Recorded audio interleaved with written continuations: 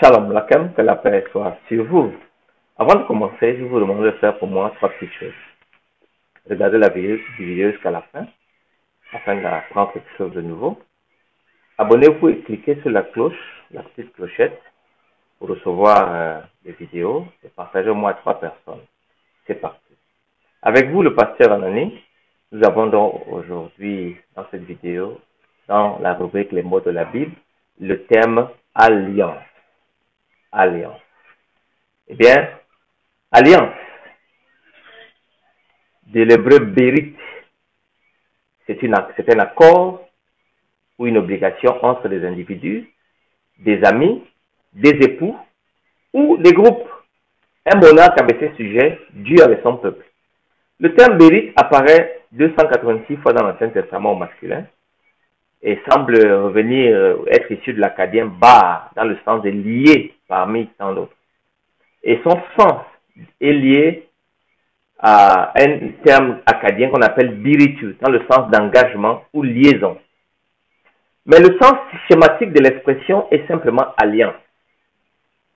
Très important. Les déclarations de l'Ancien Testament qui utilisent le mot bérit peuvent être divisées en deux groupes principaux. À l'un appartiennent ceux dont lesquels le concept est compris comme la forme fermement réglementée d'une communion entre Dieu et l'homme ou l'homme et Dieu. À l'autre appartiennent ceux dans lesquels l'alliance est présentée comme la forme mi-légale ou mi-sacrée d'une communion entre l'homme et l'homme. Le terme est traduit néanmoins 257 fois par diathèque et je reviendrai dessus là plus tard, par le texte de la Septante, et signifie généralement ordre ou institution. Le terme alliance dans le Proche-Orient ancien, ainsi que dans le monde grec et romain, et qui ont probablement emprunté cette formule politique à l'Orient, sont repartis selon deux champs sémantiques. Un serment ferme et un engagement d'une part, et l'amour et l'amitié de l'autre part. Alors, les synonymes de l'alliance dans la Bible est la parole de l'Éternel, Agé chapitre 2, verset 5. Ou promesse faite à Dieu ou par Dieu dans Deutéronome chapitre 9, verset 5. Ça peut être également un conseil dans Ésaïe 30, verset 1, Osée chapitre 10, verset 5. Ou même la Torah, la loi même, Osée chapitre 1, verset 8, verset 1, c'est le synonyme de l'alliance. Par conséquent, l'alliance a quelque chose d'obligatoire puisqu'elle est issue de la volonté de Dieu. On dit par exemple, établir une alliance, sham beriti. Mais l'expression idiomatique la plus courante est couper l'alliance. Couper l'alliance. Ça, c'est très intéressant. On coupe une alliance. Selon Ézéchiel chapitre 37, verset 26, on dit donc je couperai avec eux une alliance de paix, une alliance éternelle, dont les traductions diront je traiterai.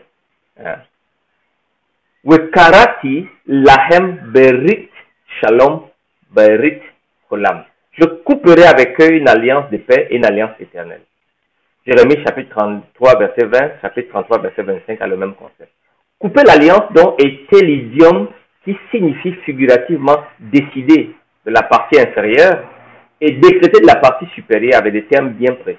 Dieu décrète et l'homme décide d'entrer dans la relation. C'est une alliance ferme basée sur la vérité où elle trouve sa force, quoiqu'elle prenne en compte des éléments de la fraternité et de paix. Shalom, Jésus chapitre 9, verset 15 ou Nombre chapitre 25, verset 30. Dans le Nouveau Testament, le terme diathéké, qui vient de diathitemi, disposer de, qui est un acte juridique par lequel quelqu'un dispose de ses biens. Mais la Bible n'utilise jamais synthèque, un traité bilatéral.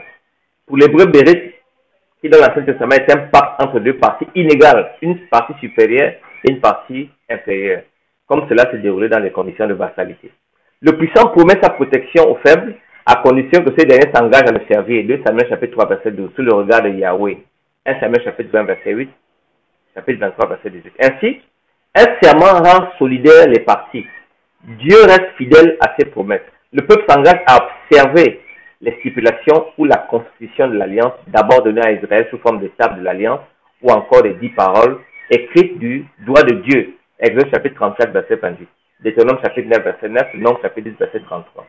D'où la bénédiction ou la malédiction qui conclut généralement l'alliance.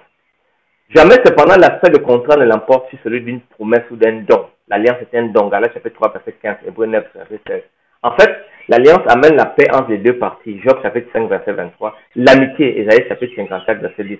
Et le mariage même est le type d'alliance qui est une relation entre Dieu et son peuple. Proverbe chapitre 2, verset 17. Malachie 2, 14. L'alliance faite par Dieu avec Abraham, avec son peuple Israël et David est irrévocable et éternelle. Jérémie chapitre 32, verset 40, chapitre 50, verset 5. Puisque la fidélité de Dieu ne peut dépendre des infidélités des hommes. Ésaïe chapitre 55, verset 3, Ézéchiel 37, verset 26. L'alliance entre Dieu et son peuple a été scellée dans le sang du sacrifice spirituel dont Jésus-Christ plus tard se refait comme sang de l'alliance, puisque cette dernière a été trahie par Israël. Dieu donc, le Seigneur a néanmoins une meilleure alliance, une nouvelle alliance, dont les choses qui changent sont seulement le médiateur, qui était Moïse avant, maintenant qui devient Jésus-Christ. Le sacrifice spirituel n'est plus celui des animaux, mais c'est celui de Christ, du médiateur par excellence. Daniel chapitre 9, verset 27. Garder l'alliance de Dieu donc, c'est de marcher selon sa loi. La loi de Dieu et l'alliance sont éternelles, servent comme témoins. Le psaume 105, verset 10, Deutéronome 31, verset 26. Et parfois, les deux sont synonymes. 1 Chronique 16, 17 ou psaume 105, verset 10. Donc, s'écarter de la loi, c'est ainsi violer l'alliance de Dieu. Ainsi, la nouvelle alliance, comme prédit par Jérémie 31, verset 33, c'est lorsque Dieu change l'établissement de la stipulation de la loi écrite sur l'encre, mais la met sur les cœurs par le Saint-Esprit. Dans Hébreux chapitre 8, verset 10, il est écrit: mais voici l'alliance que je ferai avec la maison d'Israël. Après ces jours, dit le Seigneur, je mettrai mes lois dans leur esprit, je les écrirai dans leur cœur, je serai leur Dieu, ils seront mon peuple. L'opposition que les gens lisent entre les deux alliances est un peu forcée, puisque la même loi, selon Jérémie 31, est le socle de la validité de la nouvelle alliance. C'est la même loi. Mais les moyens d'obéissance à cette loi ont changé. Maintenant, c'est l'esprit qui nous permet d'obéir. Galates chapitre 4, verset 22 à 31. Dans l'alliance, la loi utile fut ajoutée plus tard, conservée, mais dit Paul, Romains 8, 3, 4 choses impossibles à la loi parce que la chair la rendait sans force. Dieu a condamné le péché dans la chair en envoyant à cause du péché son propre fils dans une chair semblable à celle du péché. Pour que l'exigence de la loi soit accomplie dans le cadre de l'alliance, il fallait une nouvelle nature. Et c'est pour cela que Dieu envoie son Saint-Esprit pour que nous vivions une vie de victoire dans le cadre de l'alliance. La loi n'est pas abolie selon Matthieu 5, 17. Dieu exige que sous l'alliance, une obéissance soit parfaite. Mais cela ne peut se faire que sous la conduite du Saint-Esprit. Tous deux étaient juste devant Dieu, observant d'une manière irréprochable tous les commandements et toutes les ordonnances du Seigneur. Luc chapitre 1, verset 6. L'application de ce terme alliance, c'est que toute la prospérité de Dieu envers son peuple, le salut éternel se déroule dans le cadre de l'alliance. Jésus est non seulement celui qui accomplit les termes annoncés par le prophète Jérémie 31-33, mais c'est celui qui nous garantit l'assurance de la formule. Vous serez mon peuple et je serai votre Dieu. Exode chapitre 29, verset 45.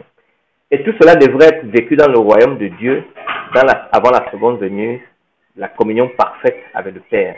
Ainsi, par l'Esprit, sous la nouvelle alliance, le croyant produit les fruits de l'Esprit. L'amour, la joie, la paix, la patience, la bonté, la bienveillance, la douceur, la maîtrise de soi. Nous voulons, pour ce faire, rester connectés.